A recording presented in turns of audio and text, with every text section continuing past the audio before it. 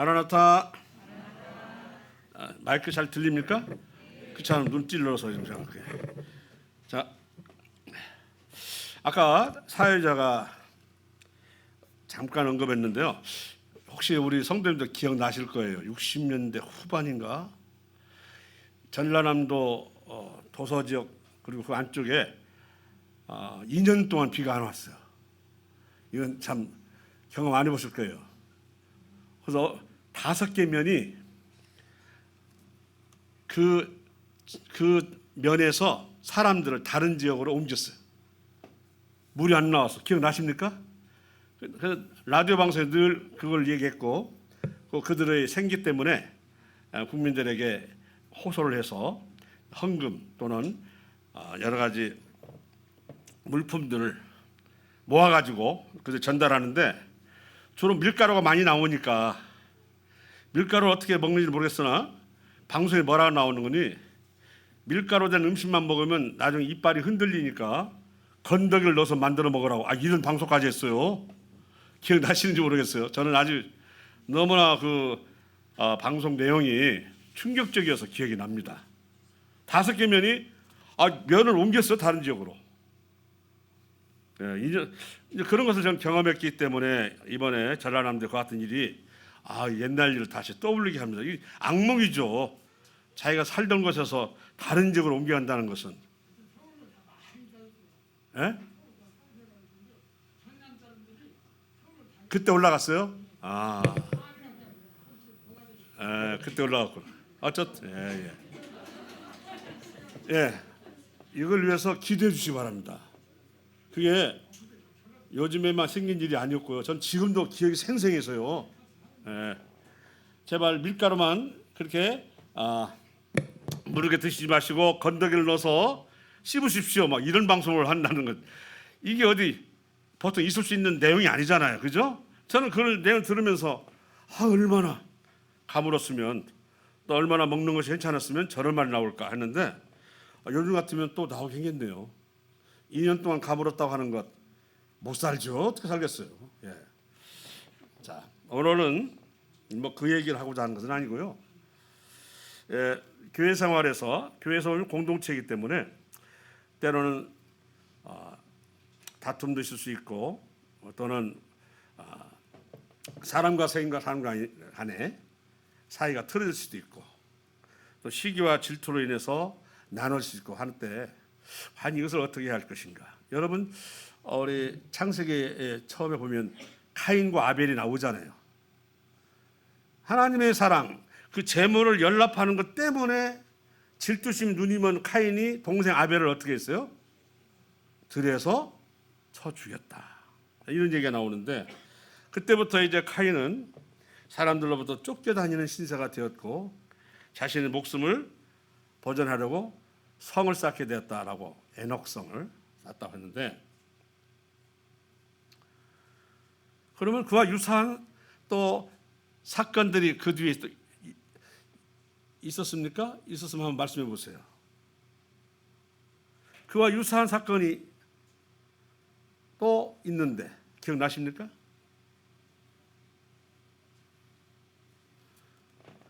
죽이려고 했다가 팔았어요.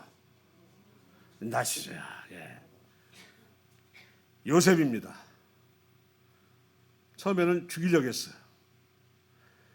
얘가 어디 갔냐 하면 양의 피를 묻혀가지고 이 옷이 들짐승에게 먹히고 찢겨서 남은 것입니다라고 야곱 아버지를 속이자 그랬어요. 이럴 때 과연 하나님께서는 어떻게 이를 다루실까? 이런 문제를 우리가 오늘 보면서 교훈을 삼기를 바랍니다.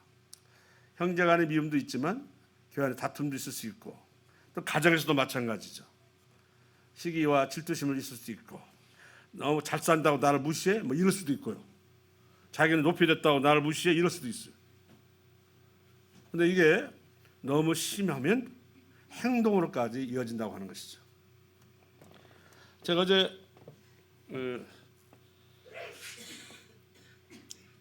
한 성도님의 말씀을 들었는데, 에스겔서의 성전이 나오잖아요.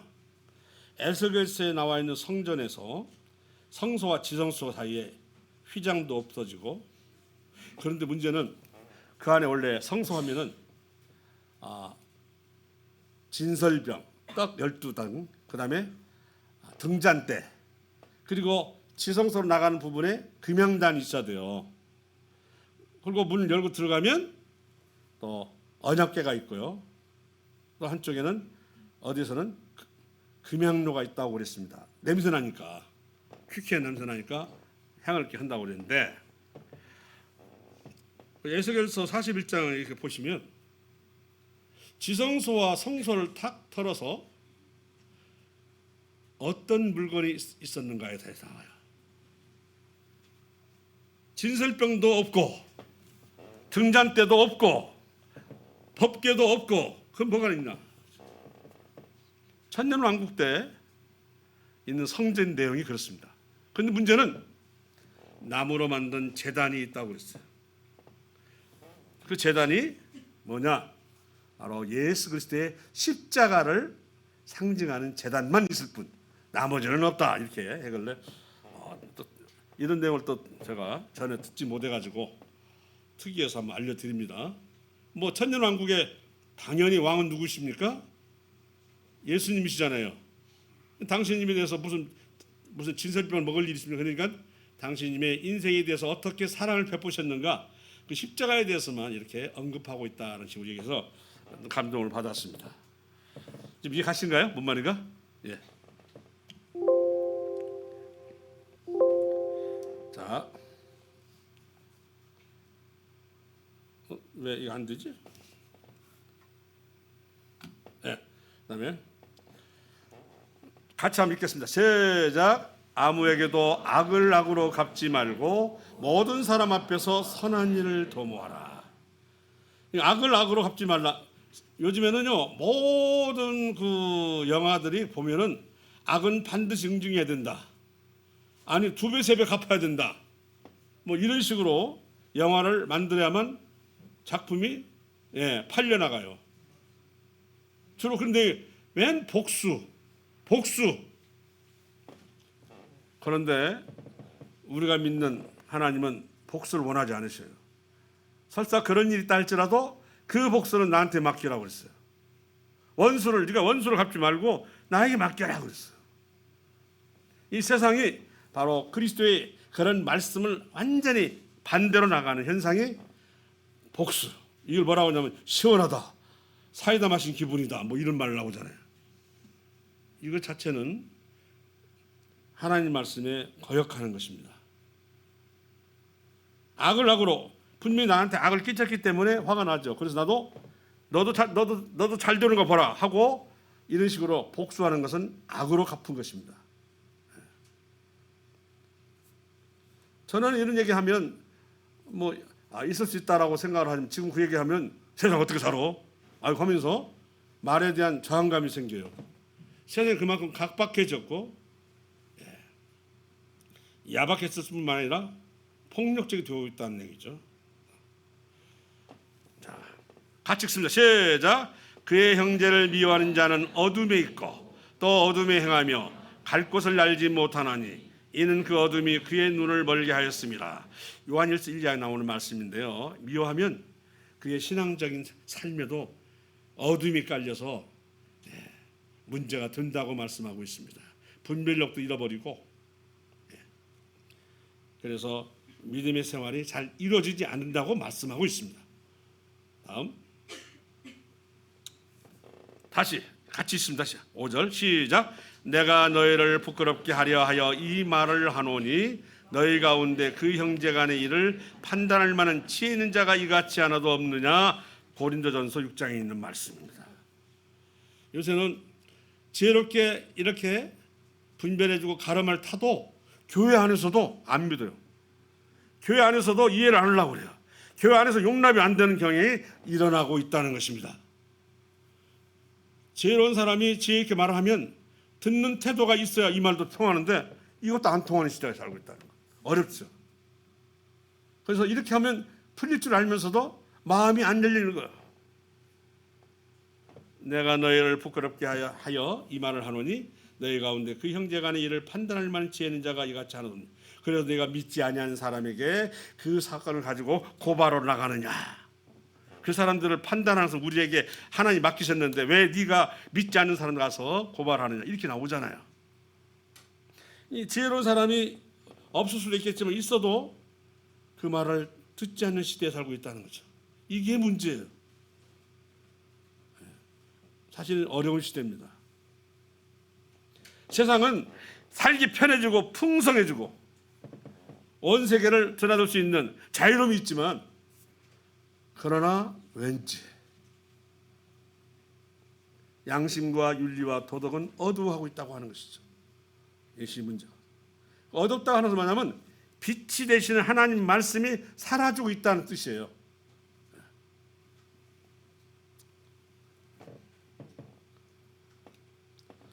그러면 요셉과 형들의 미움을 말씀을 통해서 보고 한번 분별하도록 하겠습니다. 야곱의 족보는 이러하니라. 야곱 보면은 그의 아버지 이삭, 또 할아버지는 아브람, 이렇게 해야 되죠. 17세의 소년으로서 그 형들과 함께 양을 칠 때 그의 아버지의 아내들 빌하와 실바의 아들들과 더불어 함께 있었더니 그가 그들의 잘못을 아버지에게 말하더라. 참 어때서 어떻습니까? 이것이 한 마음이 될 수 있을까요? 자, 여기서 17세 소년이라고 생각해서 양을 쳤다고 하니까 다윗도 아마 그 나이에 양을 쳤을 것 같습니다.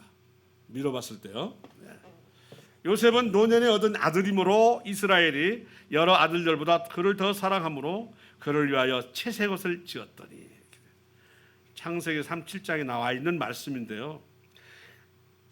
다른 형제들을 위하여 채색옷을 지은 것이 아니라 누구를 위해서요? 요셉 하나를 위해서. 요셉은 12명의 아들 중에서 몇 번째예요? 예? 11번째예요. 레아가 낳은 아들이 몇이죠? 레아, 라헬. 라헬 둘 낳고 레아는 몇 낳습니까? 장남 루벤. 그 다음 두 번째가 시므온. 세 번째가 레위. 네 번째가 유다.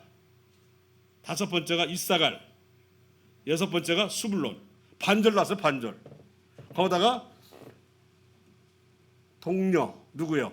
디나를 낳았습니다. 당연히 형제들 중에서 입김은 누가 낳은 자식들이겠습니까? 레아가 낳은 자식들이죠. 그들이 다 중심이 되어서 형제들의 일을 꾸려갔을 것으로 보여집니다. 실제로 나와 있는 내용들을 보면 레아의 소생들로 인해서 일이 이루어지고 있어요. 6을 낳습니다. 자, 문제가 되고 있는 뭐냐면 요셉이 형들과 함께 양을 칠 때에 아버지의 아내들 비라와 실바 아들들과 뭐 그거 보면 뭐 단과 납달리 이런 사람들이겠죠. 갓과 아셀 이런 사람들이 이제 이 첩들의 소생인데요. 더불어 함께 있었더니 그가 그들의 잘못을 아버지에게 고하더라. 말하다 이걸 뭐라면 고자질한다고 하는 겁니다. 정작 그 멀리 나가서 헤브론에 계시는 그 집에서 따라서 새기면서 양들을 치고 있는데 아이 집에서 왔다 갔다 하면서 형들의 이야기를 비행이나 알려주고 형들의 잘못을 고자질하는 이런 행위는 형제간에 단합이 됩니까? 깨집니까? 깨지죠, 당연히. 이러고도 단합이 된다면 좀 전화하든지 그럴 테지. 자, 채색옷은 무엇이냐? 장남으로 인정하는 의미와 총애를 나타내. 남들은 이렇게 단색 옷인데 그거는 막 우리 저 색동저고리 아시죠? 예. 지금은 보기 힘듭니다만 예전에는 팔순 노문을 위해서 며느리가 아기 같다 해서 며느리가 색동저고리 입고 춤을 췄어. 근데 그 며느리가 60살이요. 아름답게 봤죠. 지금 아마 노망이라고 할 겁니다 아마. 그 말을 들어서 왜냐면 나는 부모님 안에서는 시부모님 밑에서 나는 어린아이다 이런 뜻인데 속뜻은 참말로 깊은 뜻이죠. 한데 춤을 추면 이상하다 할 것입니다. 양치는 형들을 살피는 요셉. 자, 문제가 있었죠. 요셉이 이렇게 고자질할 수 있다고 하는 것은 그 위치가 형들을 장악할 수 있는 위치에 있다는 뜻하고 같습니다. 11번째 아들이 다른 형들을 업수히 여긴다고 볼 수도 있죠. 그냥 어떻게 양을 치고 있습니다. 어떻게 이것만 말하면 되는데 잘못을 고자질했다는 거 아니에요. 그래서 이걸 보면은 요셉은 결코 겸손한 사람이다 아니다. 아니죠. 이렇게 말하는 사람을 겸손하다고 하면 겸손 단어가 잘못된 거지. 말씀, 교회 안에 빚은 문제로 인한 분열도 마찬가지다. 편애랄지 어떤 일을 주로 다루는 데 있어서 독단으로 다룬다 할지 또는 어떤 일에 있어서 그죠? 주도적으로 하면서 다른 사람들은 배려가 없다든지 여러 가지 있을 수 있어요. 나만 알고 있는 이것을 왜 남들이 알고 있을까 했더니 누가 끊임없이 내가 뭐 잘못하면 계속 사람들에게 얘기를 하는 거예요. 그러면 이것이 요셉이 하는 일하고 같습니다. 그러고서는 절대로 한 마음이 돼야 안 돼요. 안 되죠. 교회도 어려워지고요. 이러한 것을 하나님 원하실까요? 원하시지 않지. 그 잘못은 하나님 앞에 엎드려서 스스로 빌며 자백하며 나아가는 거죠. 그죠? 그러나 이것은 현실입니다. 이런 문제로 인해서 어려워진 모임도 많고요. 가정은 말할 거 없고요. 편애와 또 주도적인 일과 독단과 또는 쏠리는 이런 현상 때문에 늘 소외되는 사람 입장에서는 화가 나는 거예요. 그래서 누가 이렇게 떨어져 있는가라고 살피는 것이 우리 장로들 일입니다. 어떤 분이 이렇게 뒤로 물러나 있는가 보고 다행히도 요새 한 번씩 두 번씩 오시기 때문에 떠나 있던 분들이 도리 오신다고 해서 감사가 됩니다. 우리 선교사 파송하는 데는 여러 가지 일이 있겠지만 특별히 어떠냐 교회가 이로 인해서 생기를 얻고 힘을 얻는다는 것입니다. 자, 집에서 편애를 하는 야곱의 태도에 분노할 수도 있어. 아버지는 우리가 이렇게 애쓰는데 우리들은 애써다고 하는 수고했다는 말은 없이 저 일도 별로 않고 왔다 갔다 하면서 예쁜 옷만 입히고 하는 것에 대해서 분노할 수도 있죠. 원래 야곱은 첫 번째 보인 레아가 마음에 안 들었어요. 알죠? 마음에 안 들었으니 자, 한 가지 더 얘기할까요? 유일하게 딸 하나가 있으니 그 디나가 아닙니다. 디나가 그 세겜 지역에서 사람들이 어떻게 사는가 하고 아마 축제 때 나갔던가 본데 하몰이라고 하는 그 아들 세겜 있잖아요. 세겜에게 겁탈을 당했을 때 사람들이 말을 이게 만약에 라헬의 딸이었더라면 야곱이 가만히 있었겠느냐 이거죠. 미운털 베낀 레아이기 때문에 레아의 딸이기 때문에 그러고 있었던 거 아닌가. 아버지의 그런 태도에 참을 수가 없었던 시몬과 레이가 가서 다 죽였잖아요. 그런 것을 가늠하를 탈 사람은 누구냐면 야곱이거든요. 라헬의 소생이 아니기 때문에 벌써 한 발의 뒤로 물러나 있다는 것. 이거 상당한 문제입니다. 부모가 자식에 대해 생각하는 것이. 그런 것들이 가정에서나 교회에서나 어려움을 줘요. 그러자 원인이 뭐냐? 형제들의 시기로 인한 분노죠. 요셉이 꿈을 꾸고 자기 형들에게 말하며 그들이 그를 더욱 미워하였더라. 꿈을 얘기했는데 왜 미웠을까? 요셉이 그들에게 이르되 청하건대 내가 꾼 꿈을 들으시오. 이 세상에 형들 앞에서 지금 하는 짓을 보세요. 내 꿈 들어봐. 들어보라니까? 들어봐. 11번째가 막 다른 10명의 형들한테 하는 얘기예요. 들으시오. 우리가 밭에서 곡식단을 묶더니 내 단은 일어서고 당신들의 단은 내 단을 둘러서 절하더이다. 이게 할 말이에요. 지금 이게 나를 지칭하는 다 볕단을 서가지고 있는데 형들을 나타내는 볏집단은 다 누워서 이렇게 절을 하더라. 누가 봐도 이것은 분노할 일인데 그냥 찬자스럽게 일을 합니다. 요셉이 그대로 12지파의 나중에 장자가 되잖아요. 장자로 삼았다가는 형제 간의 사이가 어떻게 되겠어요? 다 분열되고 나눠지고 흩어져 버려요. 이런 요셉은 그대로 장자로 삼을 수가 없는 거죠. 그런 일은 연단에 대한 문제는 하나님께 맡기면 되는데 꼭 사람이 하려는 데서 문제가 생겨요. 그죠? 하나님이 알아서 그 연단 낮춰가지고 쓸 텐데 아니죠. 무슨 눈에 보이니까. 자, 그의 형들이 그에게 이르되 뭐라고 하냐? 네가 참으로 우리의 왕이 되겠느냐? 아무리 무지해도 이렇게 말할 때 화가 안 나요? 참으로 우리를 다스리게 되겠느냐 하고 그의 꿈과 그의 말로 말미암아 그를 더욱 미워하더니 또 요셉이 다시 꿈을 꾸고 그 형들에게 말하여 이르되 내가 또 꿈을 꾼즉 해와 달과 11별이 내게 절하더니 이제 부모까지도 자기한테 절하더라는 거예요. 물론 이 일은 이루어졌어요. 어떻게 이루어졌어요? 가뭄이 들어가지고 식량을 사러 가는데 애굽에는 놀랍게도 요셉이 총리였으니 야곱서 모두가 다 그 앞에 뭐예요? 무릎을 꿇어야 할 처지가 된 거죠. 그러나 이 당시 이대로 올렸다가는 큰일 나지.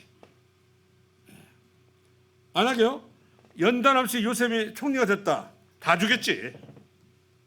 형도 살려줘요? 죽인다고요. 이게 가시죠, 어머니가. 왜 요셉이 연단을 받지 않으면 안 되는가? 안 받으면 형들은 다 죽고 12지파라는 말도 없어져 버리죠. 여러 생각해 보면 참 그럴듯하다 자꾸 생각이 들거든요. 그래서 연단이 안 된 요셉한테 형들이 나타나봐 그냥 밟히는 거죠. 이것을 보면서 하나님이 개입하지 않으면 12지파는 이미 그때 깨졌어요. 하나님이 간섭하시기 때문에 12지파요 이스라엘의 조상이 된 것입니다. 아멘이시죠? 형들을 리더하는 요셉의 태도에서 분명 누가 안락했어요. 이런 동생이 이런 말 할 때 다행히도 야곱은 그 말을 주의 깊게 들었다 했어요. 11번째가 내가 낳은 자식 중에서 뭔 일을 하는가 보다 생각했겠죠.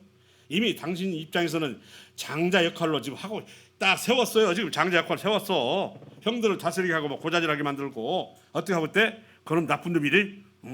내가 혼내겠다 막 이렇게 하면서 결국 야곱은 요셉의 말 한마디에 왔다 갔다 하는 판이야. 형들에 대한 이렇게 저렇게 평가는 누구의 말에 따라서? 요셉의 말에 따라서 평가가 되는 거 아니에요. 교회도 이렇게 되면 안 됩니다. 어느 사람에 의해서 애곡되고 잘못된 것을 얘기하는데 그거 그냥 따라가면 돼, 안 돼요? 안 돼. 과연 그러한가 하고 살펴야 되죠.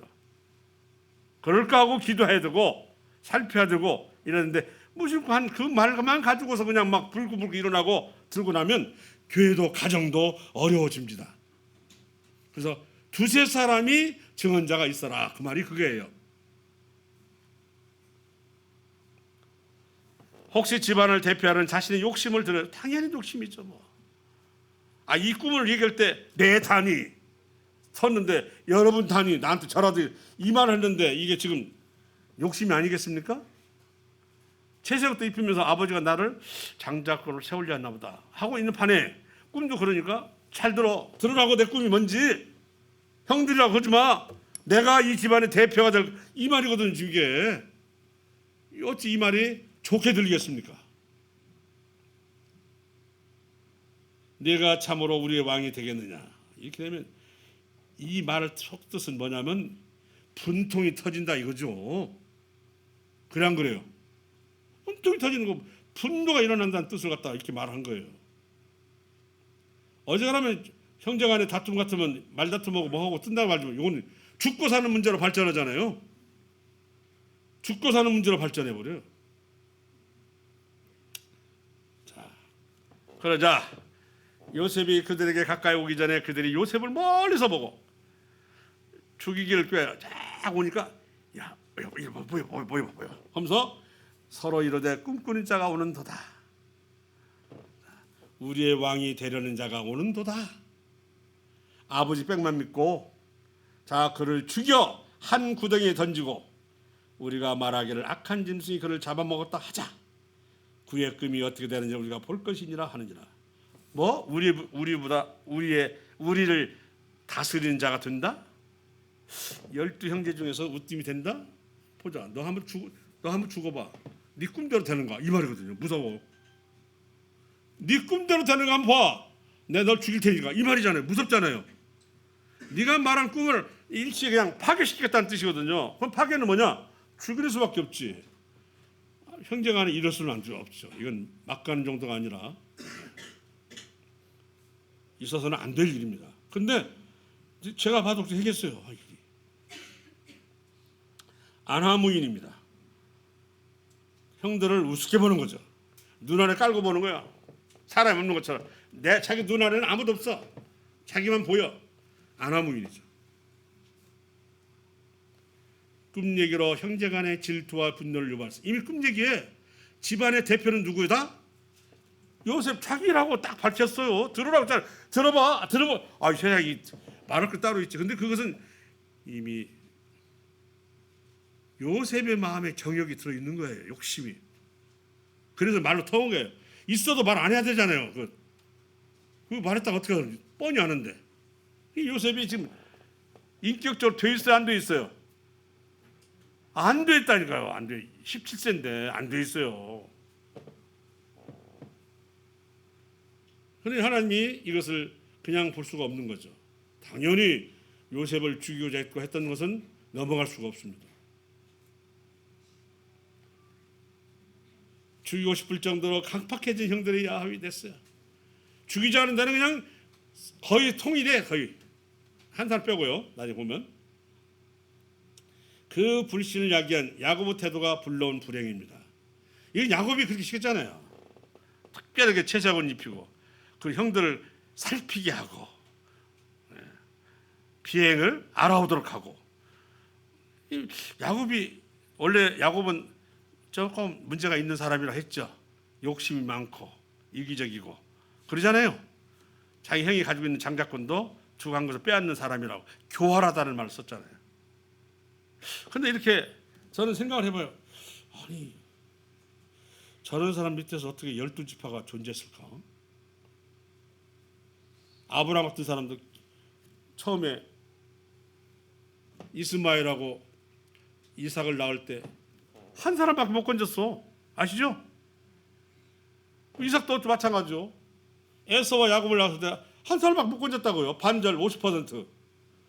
그런데 야곱은 12명을 다 건지거든요. 근데 그 성격은 제일 안 좋아요. 이게 뭐죠? 저는 그래서 야곱을 통해서 이유를 삼습니다. 야곱 같은 사람이 이스라엘의 조상이 되는 12지파를 낳다니. 여기서 보면은 뭔가 문제가 있는 사람 아니겠어요? 형들이 키우는데 이렇게 키우면 안 되지. 그렇죠? 자, 루벤의 의견을 말합니다. 왜?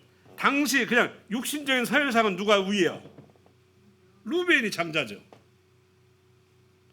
루벤이 듣고 요셉을 그들의 손에서 구원하려 하여 이르되 우리가 그의 생명을 해치지 말자. 왜냐하면 만약에 요셉이 사라졌거나 죽었다 하면 제일 먼저 누구를 닥달하겠습니까? 이 큰 놈은 너 나이가 먹은 놈아 나이도 먹은 놈이 네 동생 하나 못 지켰냐? 제일 먼저 당할 사람이 루벤이요. 나이가 차이 있겠죠. 안 그래요? 네. 루벤이거든요. 그러니까 구원하려 하여 이르되 우리가 그의 생명을 해치지 말자. 루벤이 또 그들에게 이르되 피를 흘리지 말라. 그를 광야 그 구덩이에서 던지고 손을 그에게 대지 말라 하니 이는 그가 요셉을 그들의 손에서 구출하여 그의 아버지에게로 돌려보내려 함이었더라. 좋은 마음이죠. 서열이 그러니까. 그런데 이 루벤이 이렇게 한 마음은 말대로라면 참 좋지만 그걸 다 우리가 수긍할 수 없는 점이 또 있어요. 요셉을 사랑으로 구하라기보다는 서열 첫째로 의무감에서 비롯한 것이 뒤에 가면 나타나요. 당연히 닥달할 사람, 닥달을 당할 사람은 루벤이야. 그러니까 야 해주지 마. 그럼 나 어떻게 하라고? 우리가 가정에서도 마찬가지죠. 항상 뭐 잘못하면 큰아들이 먼저 혼나잖아요. 마찬가지. 자, 그럼 보겠습니다. 루벤이 듣고 그랬습니다. 다 37장에 있는 말씀 가지고 합니다. 그들의 손에서 요셉을 구원하여 이르되 우리가 그의 생명을 해치지 말자. 루벤이 또 그들에게 이르되 피를 흘리지 말라. 그를 광야 구덩이에 던지고 손을 그에게 대지 말라 하니 이는 그가 요셉을 그들의 손에서 구출하여 아버지에게로 돌려보리라 함이었더라. 그때 자, 그 사이가 떴어요. 사이가 비었습니다. 28절입니다. 22절에서 그때 미디안 사람 상인들이 지나가고 있는지라, 즉 이스마엘 후손들이죠. 형들이 요셉을 구덩이에서 끌어올리고 은 20에 그를 이스마엘 사람들 팔매 그 상인들이 요셉을 데리고 애굽으로 갔더라. 노예로 파는 것하고 죽이는 것 어느 게 더 굴욕적인 것 같아요? 예? 노예로 파는 것은 사람들이 못 봤잖아요. 굴욕적이죠. 죽이는만 못하다 하는 말이 그거예요. 노예가.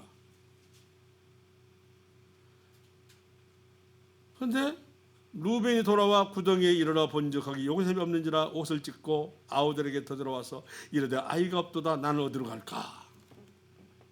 37장 21절에서 나온 내용인데요.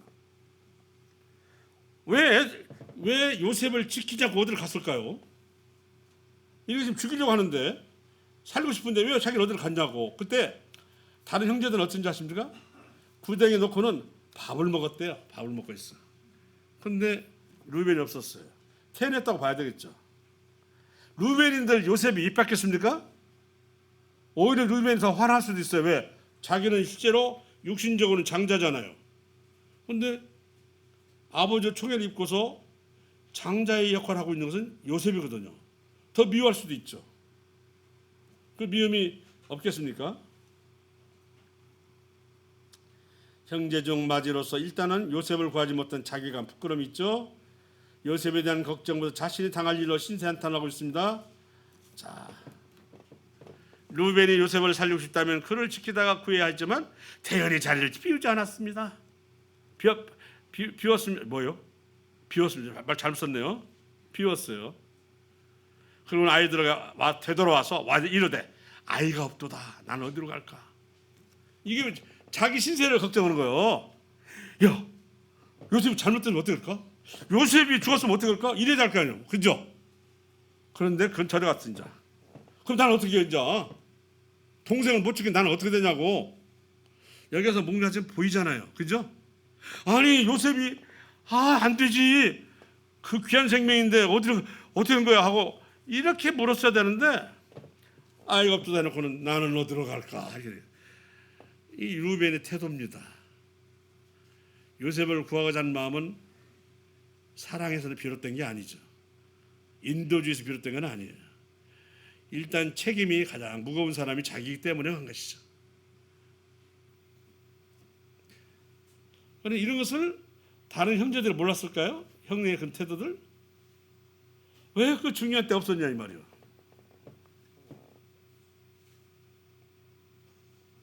예전에 카인과 아벨의 모형을 딱 닮았습니다. 자, 이 상태에서는 요셉은 도저히 12지파의 으뜸으로 쓸 수가 없습니다. 레아의 그 소생들은요, 물론 육신적 장자는 루벤이고요, 그리고 레위는 하나님께 바쳐지는 지파가 되고요, 유다는 네 번째는 왕을 낳는 왕통의 지파가 되는 놀라운 복을 받았잖아요. 그죠? 그런데 그 중에서 루벤이 제일 못된 것이 무엇인가는 알죠? 왜 루벤은 장자로서의 역할을 못했을까? 자, 그리고 생각해 봤더니 요셉과 다윗이 생각나네요. 형제들의 배척을 받는 처지였다. 이세를 제사에 청하라. 내가 네게 행한 일을 가르치리니 내가 네게 알게 하는 자에게 나를 위하여 기름을 부을지니라. 지금 사무엘이 지금 이세의 집을 찾아와서 너희 아들들 중에 기름 부을 자가 있다. 데려오라고 그랬어요. 이세가 그의 아들 7을 다 사무엘 앞으로 지나가게 하나 사무엘이 처음에 사무엘은요 첫째 아들 엘리압이 잘생겨가지고 엘리압인 줄 알았어요. 근데 하나님 아니라고 그랬어요. 이세에게 이르되 여호와께서 이들을 택하지 아니하셨느니라 하고 또 사무엘이 이세기 이르되 내 아들들이 다 여기 있느냐 그랬어. 지금 아주 중요한 시기니까 아들도 싹 불러야 할 거 아니요. 그래 안 그래요? 그런데 여덟 번째를 저렇게 치고 뭐라고 하냐?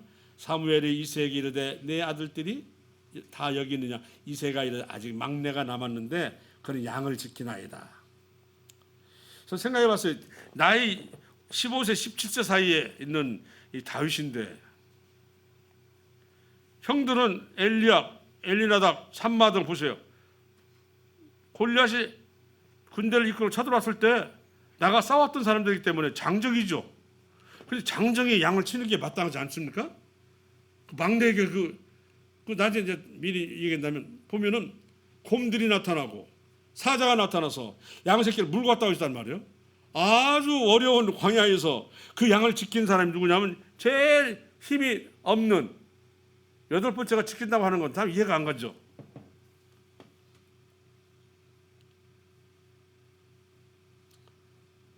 집안에서 현재 다윗이 어떤 칭을 받는가를 보여주는 예입니다. 한 적 있죠. 오늘 러시아하고 우크라이나 싸움을 하는데 그 전장터에 야, 그 싸움 현장 가봐라 어떻게 되는가 하고 아들을 보낼 수 있는 사람 손 한번 들어봐요.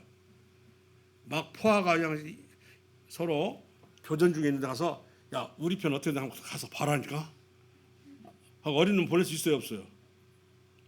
그런데 이새는 보내요 다윗에게. 야 지금 블레셋 싸우고 있는데 네 형들 어떻게 지내는가 가봐. 그리고 이 먹을 거 가져가라. 이렇게 말할 수 있는. 그럼 도대체 이새가 받는 대우가 뭐냐고. 이거. 너는 죽어도 되고 형도 살리겠다는 거 아니에요. 자 이런 거 보면서 진짜 입지전적인 인물은 다윗이구나. 자수성가의 대표자는 다윗이구나. 집안에서는 완전히 배척당한 사람인데 이런 생각을 하게 되는데 또 그거에 대해서 또 다로 언제 언급할 때 있을 것입니다. 자, 그 들짐승이 들거리는 곳에 제일 막내를 보내가지고 양을 치게 했다 하는 것은 그가 집안에서 어떤 위치에 있는가를 보여주고 있는 거예요. 죽어도 그냥 눈하늘 깜짝하는 집안 같아요. 왜냐하면 사자가 나타나고 곰이 나타난다고 했잖아요. 아버지의 전적인 편애로 거대 가문의 장자가 되는 요셉. 물론 하나님의 도움으로 시험과 고난을 극복하지만 여기에 보면 다윗은 가문 아버지의 사랑은 이만큼 못 받아요. 그런데 왕이 됐어요. 그런 점에서는 누가 개입이 되냐면 하나님이 개입이 돼야 하나는 왕이 되고 한 12집 장자가 되는 거예요. 스스로는 돼요 안 돼요? 안 돼요. 스스로 하려고 하면은 이건 가정 불화에다가 형제 간의 난투가 벌어지는 거죠. 되게 그렇게 되거든요. 하나님 몫인데 하나님 몫을 본인들이 해결하면 항상 문제가 돼요. 이런 요셉이라면 왜 하나님이 어쩌죠 쓰실 거 아니에요. 겸손케 해서. 자, 집을 떠난 뒤에 하나님 전적 의지하게 되는 요셉. 이제 아버지도 팔려갔는데 누구한테 가서 고자지러 갔으면 맞아 죽지. 해가지고 보디발라고 하는 뭐 시위대장인가요? 집에 노예로 팔려갔다는 얘기 나오잖아요. 갑자기 그냥 장자가 될 만한 채색옷을 입은 사람이 밭에 뭐가 됐어요 지금. 노예가 돼가지고 팔려갔다는 건. 왜 그러냐면 그 형제들에 대해서 그가 가지고 있는 태도가 문제가 되는 거예요. 그러면 안 되잖아요. 형제들인데 서로 평등하면서 존경하면서 화합하면서 우애를 이렇게 지내라. 항상 결혼식장 가면 기도할 때 보면 꼭 우애 있게 지내라고 얘기합니다. 그것입니다. 그런데 요셉은 그와 같은 것을 인격을 갖추지 못했어요. 그건 상당히 문제가 되는 것이며 12지파가 아니라 다 흩어질 수밖에 없는 그런 걸림이 되고 있다는 것이죠. 자, 보겠습니다. 하나님의 의지와 자성에서 다윗은 뭐라고 했을까요? 다윗이 사울에게 이르되 말하되 주의 종이 아버지 양을 지킬 때 사자나 곰이 와서 양떼에서 새끼를 물어가면 내가 따라가서 그걸 치고 그 입에서 새끼를 건져내었고 그것이 일어나 나를 해하가도 하면 내가 그 수을 잡고 그것을 쳐 죽겠나이다 하고 나 사자의 수염 잡고 쳐 죽겠다고 하는 17살이 이 무슨 중국 무술에 나오는 고수도 아니고. 결국 이건 뭐냐면 하나님 도움을 했겠지만 그 들에서 그가 연말을 한 거죠. 그러죠? 들짐승과 싸워서 이겨야 되잖아요. 그렇지 않으면 다 양들이 죽으니까. 그게 얼마나 그가 스스로 자율학습을 했는가 알 수 있어요. 자율학습을 통해서 이 양들을 지켜낼 수 있는 힘을 기른 거예요. 그럼 그가 길러낼 수 있도록 누가 도우신 거죠? 하나님이 도우신 거예요.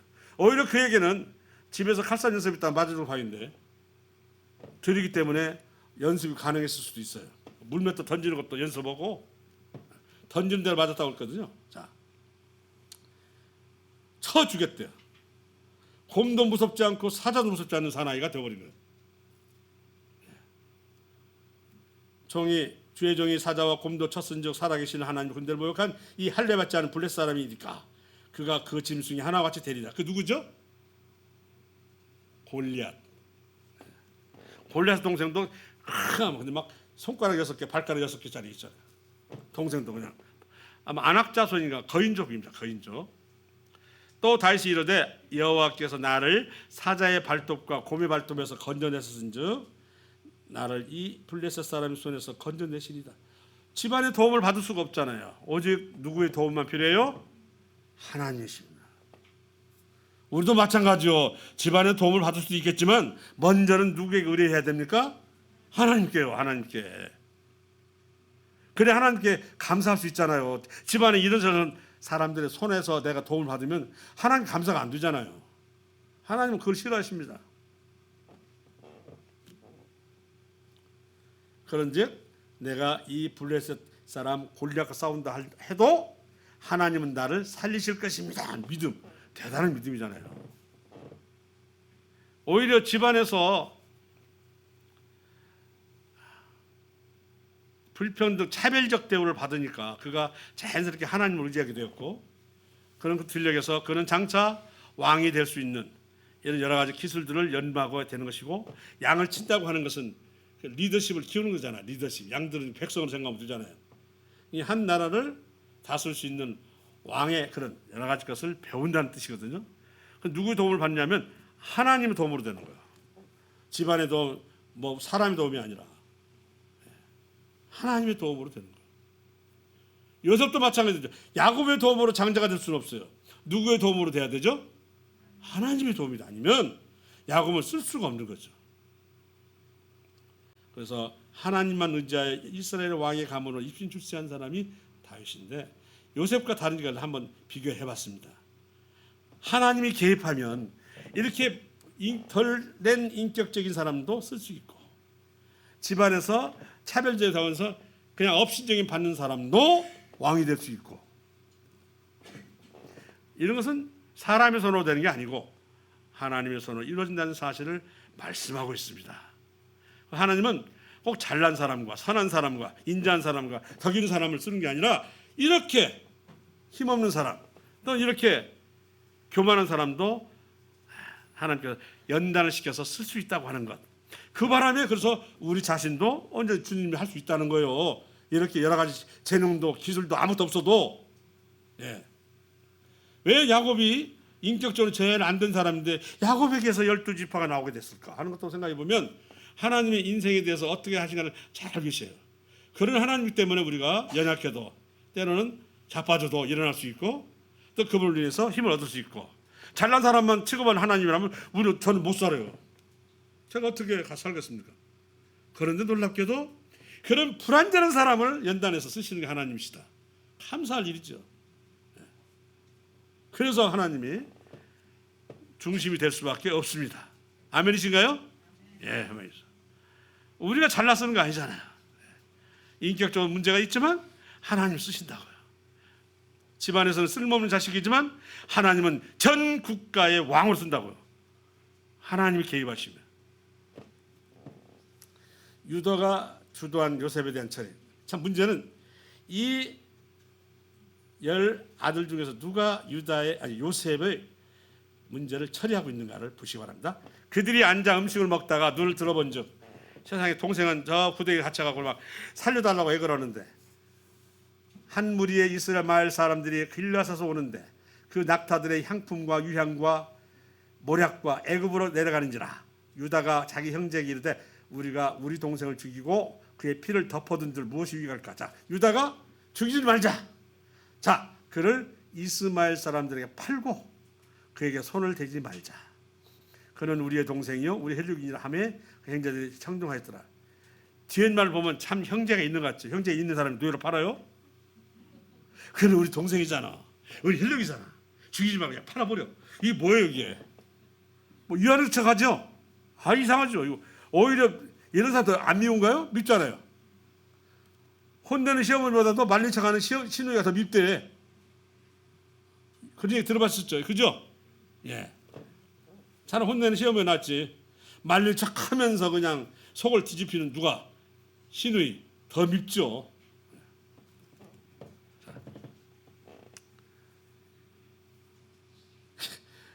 아니 팔아보면서 팔면서 동생이잖아. 핏줄이잖아. 이런 게. 그런데 문제는요. 형제들이 뭐 했다고 그러죠? 청종이 뭐예요? 종을 쳤어요? 그의 말 끝까지 들었다. 보겠습니다. 실질적으로 요셉의 처리는 유다였습니다.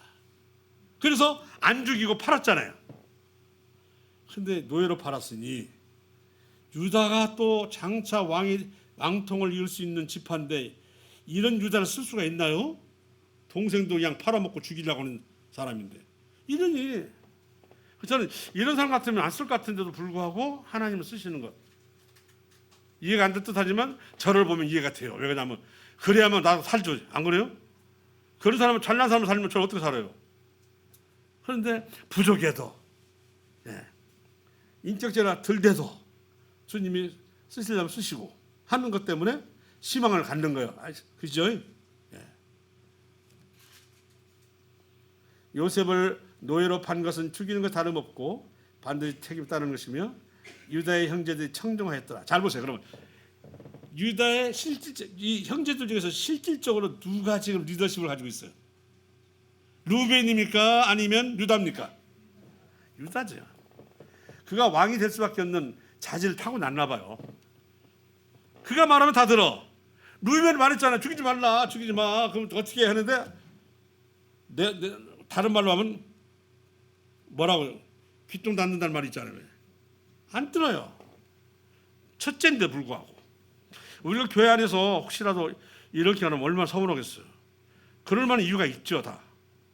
말을 하면 들어줄 만한데 내가 또 봐도 그게 연륜도 있고 경륜도 있으니까 내 말 하면 들으면 하는데 안 들어주는 것은 뭘까? 한번 생각을 해봤어요. 자, 일단 유다의 형제들 다 청종하였더라. 요셉을 제외한 실질적 리더는 루벤이 아니고 유다임. 루벤은 요셉을 손을 대지 말라고 말하였으나 형제들 귀담아 듣지 않았고 유다의 제안엔 다들 청종했다고 했어. 육신적으로만 첫째지 실질적으로 리더는 유다였다는 것입니다. 이것은 루벤과 유다의 차이는 영적인 차이일 것이며 이것이 형제들이 유다를 리더로서 인정한 것은 아닐까. 물론 우리는 잘 알고 있습니다. 뭘 알고 있죠? 루벤은 서모와 관계를 맺는 패륜을 저질러 힐러를 잃었습니다. 이 패륜적인 인격은 참 문제가 많아요. 그건 쓸 수가 없잖아요. 아까도 얘기했지만 요셉의 정작 생명이 정말 그 생명이 불쌍해서 이렇게 말하는 것이 아니라 야, 가 없으면 내가 어떻게 해요? 막 이런 식이었거든요. 내가 첫째인데 걔가 없어져봐 누구한테 책임이 떨어지겠어? 나 안 떨어지지 이거였어요. 정말 그가 요셉을 사랑했다면 가만히 보다가 망을 보다가 구출을 해서 도망가듯 했을 건데 태연이 어디가 없었어. 알아서 저지르라는 거나 똑같은 얘기죠. 와서 보니까 없어. 혹시 말해 또 망 보다가 팔을 넘길 보고 왔는가 또. 그거 알 수 없지. 이건. 그러나 어쨌든 그렇게까지는 하지 않겠지만 미웃긴 마찬가지니까요. 자, 그래서 밑에 보면은 이스라엘의 그 땅이 거주할 때 루벤이 가서 그 아버지 첩 비라와 동침하며. 이 비라가 레아의 시녀였던가요? 라헬의 시녀였죠. 이스라엘 일을 들었더라. 창세기 35장. 이스라엘은 야곱이에요. 야곱입니다. 루벤은 이런 집안의 문제 때문에 이미 잃었지만 그래도 그가 인격적으로 영적으로 좀 서 있었다면 또 조금씩 회복될 수 있을 텐데 그렇지 못했거든요. 그래서 연륜과 격려 있다 할지라도 우리가 서로 협의하고 상의할 때 또는 필요한 그런 권면할 때는 이와 같은 것이 있을 때 듣는 것이죠. 루벤 같은 처지 같으면 누가 듣겠어요? 교회 안에서도 기도와 말씀과 그리고 성도의 교제의 아름다움을 얘기하면 좋지만 맨 세상 얘기만 하고, 그죠? 예, 세상 지식은 꽉 찼는데 하나님 지식은 이만큼 높다든지 그런 경우는 역시 마찬가지로 루벤이라고 볼 수 있습니다. 미라는 여인은 집을 허문다고 했잖아요. 근데 미라는 여인이 뭐라고 했어요? 바보가 아니라 현숙한 여인은 영적이 뭔지를 알아서 하나님을 알고 믿고 섬김으로 집을 세워가는데 미란 여인은 그보다는 어떻게든 돈을 굴려서 집을 늘리고 어떻게든 사업체를 일구고 또는 남편을 지위로 올라가게 하는 이런 데 아주 특출한 사람이에요. 그런 사람은 미련한 여인이라고 했어요. 그래서 현숙한 여인은 집을 세우고 멍청한 여인은 집을 허문다. 그 말이 아니요. 세상적으로 뛰어난 사람이지. 세상적으로 뛰어난 것은 약한 사람을 택하사 강한 사람을 부끄럽게 한다 했어 안 했어요? 천하고 없고 미련한 사람을 택하사 뭐라고 했어요? 있는 것들을 부끄럽게 한다고 했거든요. 루벤은 유다와 뭐가 다른가 하는 것을 보면 그런 점이 다르다는 것이죠. 유다를 다루신 하나님, 이런 유다를 가만히 둘 수는 없죠. 자, 많은 내용이 깁니다만 창세기 38장에 보면 뭐가 나오냐면, 자, 그가 수아라는 자의 하는 사람의 딸을 데리고 결혼해가지고 임신했는데 첫째 아들이 엘이 엘, 둘째 아들은 뭐라고 돼 있어요? 빨간글씨 오난. 그런데 엘의 부인이 다말이거든요, 그죠? 그런데 소생이 없이 죽으면 형사 취수라고 그러잖아요. 그 집안의 밑동생에게 관계를 맺어서 소생을 얻게 되는 것이 그 당시 관습이었어요. 왜냐하면 이스라엘은 기업이 다른 데 넘어갈 수가 없어요. 그 집안 건 집안에서 넘어가고 집안에서 이어받아가거든요. 이 기업이 넘어가는 것은 그건 안 돼요. 이스라엘. 그래서 그렇게 만들었는데 그걸 다 형사 취수를 지금 오난도 그렇고 엘도 그렇고 그것을 어겨버린 거예요. 내용을 읽자니까 좀 별로 안 좋아서 그냥 넘어가려고 하는데요. 그래서 경계를 맺어가지고 소생을 줘야 과부된 삶이 그로 인해 살아갈 터인데 둘 다 자신이 넘어갈까? 물론 애는 물론 악해서 죽었지만 마찬가지 이 오난이 바로 그런 일을 내 것을 왜 그 사람 줘? 안 되지? 저는 이런 생각하면서 다윗도 그런가? 다윗도 이새에 혹시 형사 취수로 나왔는가? 뭐 이런 생각도 들더라니까요. 자, 그러면 여기서 오난이 그걸 어김으로 인해서 죽었어요. 그럼 몇 시 죽었어 지금 아들이? 아들 엘도 죽고 오난도 죽고 마지막 이 막둥이까지 하려고 했는데 그러다 큰일 나거든. 물론 어리기도 하지만. 자, 요셉을 팔자고 했던 유다는 지금 어떤 고통을 겪는가 보세요. 하나님은 그에게 뭘 줬어요 지금? 눈에 넣어도 아프지 않은 그 아들들을 다 죽인 거예요. 둘을 죽였어요. 뭐 뒤에 뭐 다말이라는 며느리와 어떤 관계를 맺어가지고 태어나다 이런 얘기는 그 편의적 얘기는 안 해도 두 아들을 잃어버린 거예요. 두 아들을. 그 일을 그냥 넘어가지 않아요. 형제간의 다툼과 그 아픔을 그냥 넘어가지 않습니다. 그 놀라운 것은 그런 일을 저지른 사람을 또 높이 쓰는데 이게 또 하나님의 묘미가 있어요. 아들도 많은데 왜 꼭 그 사람들만 가지고 쓰려고 하시는지 모르겠어요. 나도. 저 같으면 요셉도 빼고 유다도 빼고 르우벤도 빼고 나머지 자식까지 해도 적었는데 아니요. 이제 그런 것도 한 번 더 연구해 볼 필요가 있긴 있죠. 자, 그래서 여호봇이 악함으로 유다가 악하지. 악하니까 첫째 아들 죽고 둘째 아들 죽었어요. 요셉을 죽인 것이나 다른 유다는 자식 둘을 잃고 며느리 다말과도 씻을 수 없는 죄를 지었다고 하는 것.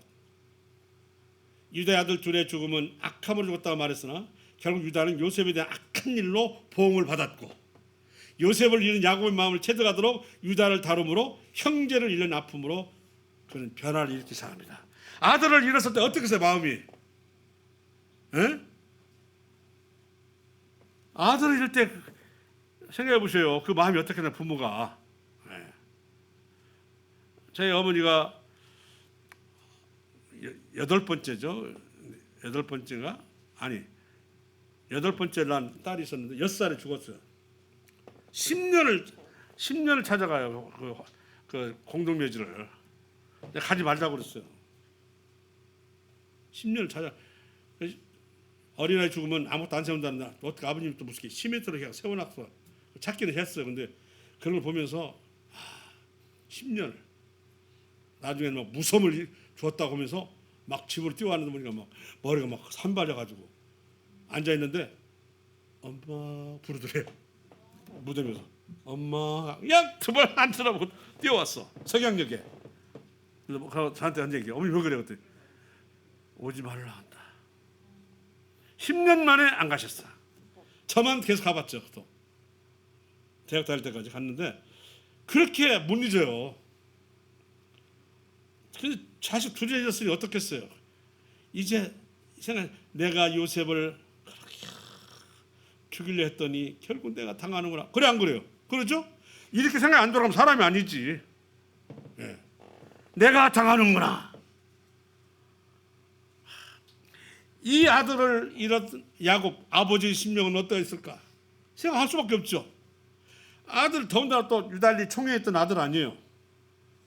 그러니 이것을 느끼게 되는 거죠. 하나님이 경배하는 것이에요.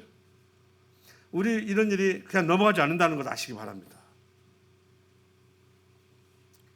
앞서 있지만 요셉을 한쪽은 다 죽이자는 의견을 가졌지만 루벤을 살리자, 유다는 그냥 팔아버리자, 세 부류가 나타난 거죠. 교회도 마찬가지로 그렇게 세 부류가 나타나서 이렇게 말을 하게 되어 있습니다. 유다의 변화와 변화된 루벤을 보실까요? 자, 유대의 희생적 책임감. 유다가 그의 아버지 이스라엘에 이르되 저 아이를 나와 함께 보내시면 우리가 곧 가리니. 뭔 말이구니? 가나안에 가뭄이 들었어요. 이제 먹는 거 다 떨어졌어요. 그래서 가지고 있는 가축이나 여러 가지 가축들 가지고 당시 애굽에는 곡식이 많이 있더라라는 소문이 들렸거든요. 7년 풍년, 7년 흉년 알고 계시죠? 그 요셉이라는 사람이 꿈을 꿔가지고 그 바로의 왕에게 얘기했더니 이런 현명한 자가 어디 있냐? 네가 총리하라 이랬어요. 아닌가 아니라 7년 동안 풍년, 그 뒤에 7년 동안 뭐요? 흉년. 7년 동안 했을 때 5분씩 걷어가지고 딱 창고에 집어넣었잖아요. 아니나 다를까 그냥 그 가뭄 들었을 때 모이기 시작했죠. 자, 근데 요셉도 한번 생각했을 거예요. 가나안 땅에 살고 있는 우리 가족들 올 텐데 했을 거예요. 아니가라? 딱 형들이 나타났네. 그런데 그러고 나서 양식을 주니치 하면서 뭐라고 그러더니 너 애굽을 영탕으로 왔지? 영탕으로 왔잖아. 막 하면서 터무니없는 내용으로 너는 보낼 수 없어. 막 하면서 시몬을 가둬버렸어요. 그래서 물어보면서 너 가족이 몇이냐 물어보니까 이렇게 12번째 베냐민이 있는데 그건 아버지 함께서 이놈들 믿을 수가 없네. 또 거짓말하네. 아니 사실 데려가봐. 데려가면 내가 시몬 살려줄게. 참 말도 안 되는 얘기를 하고 있어. 총리가 왜 갑자기 왜 베냐민 데려오라고 그러냐고. 말도 안 되지. 하지만 성경 되어 있어요. 그죠? 그러니까 그때 유다가 한 말이죠.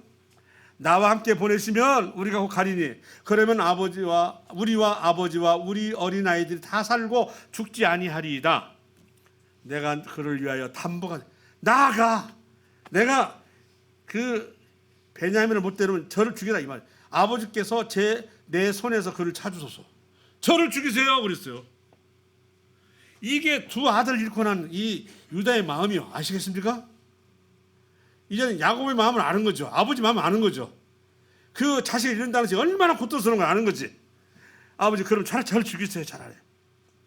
그럼 저다 놔두면 안 되고. 그리고 또 혹시 또 떨어졌는데 우리 죽습니다. 만일 그를 아버지께 데려다가 아버지 앞에 두지 아니하면 내가 영원히 죄를 지리다. 이렇게 있어.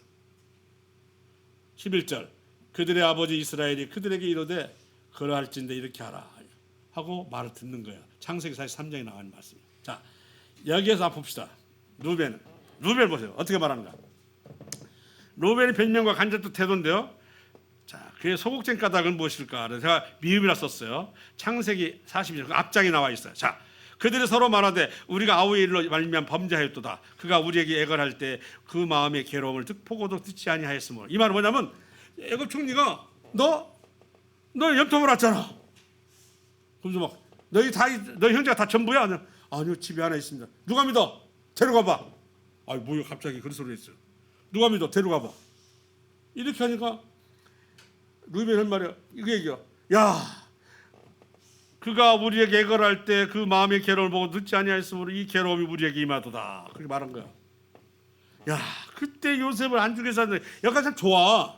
자, 루벤이 그들에게 대답하여 이르되 내가 너희에게 그 아이에 대하여 죄를 짓지 말라고 하지 아니하였더냐.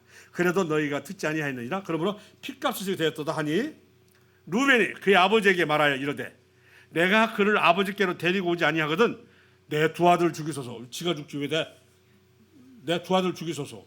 손자 죽이는 할아버지 봤어요? 이건 뭐 책임감 있는 말이 아니요. 뭐 그냥 둘러붙일 말이지. 아버지 차라리 저를 죽여요. 하나님. 그러면 뭐 이렇게 말하는 거고. 내 아들 죽이세요 그냥. 이거요. 내가 안 되려면 내 아들 죽여요. 왜 자기는 살고. 그를 내 손에 맡기소서. 내가 그를 아버지께로 데리고 돌아오리다. 야곱이 이르되 내 아들은 너희와 함께 내려가지 못하리니 그 형은 나 죽고 그만 남으니. 루벤이 말할 때 아버지는 어땠어요?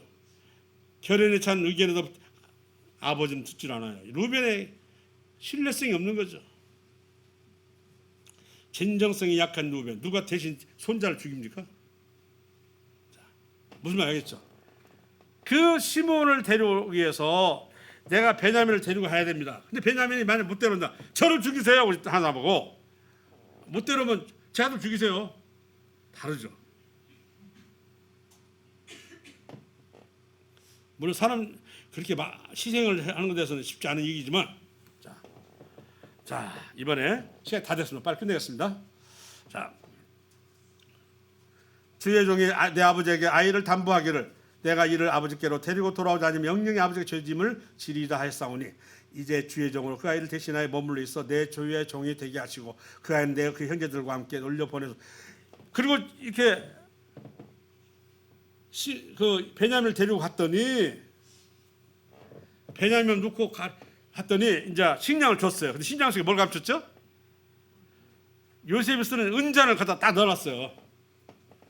갖고는 이제 베냐민을 보고 데려왔더니 우리 식량을 주는 걸 좋아해서 돌아갔는데 가다가 쫓아온 거예요. 야, 너희 자료 열어봐.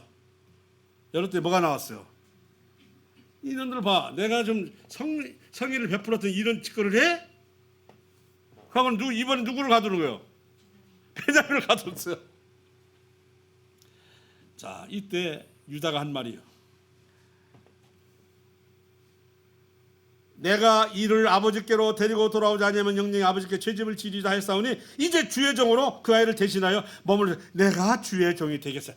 완벽하게 변화됐어요. 그래 안 그래요? 그죠? 요셉 할 때와 달리 요셉의 동생 베냐민에 대한 형제들의 놀라운 사랑이 나타났고요. 요셉의 형들 앞에서 드디어 나타났습니다. 아, 나를 죽였던 그 냉혈한 형제가 아닌 줄 알았더니 베냐민 생각하면 너무나 기쁘니까 요셉이 더 이상 이제는 가장을 못하고 제가 요셉입니다 한 거예요. 이해가시죠? 네. 이렇게 된 거예요.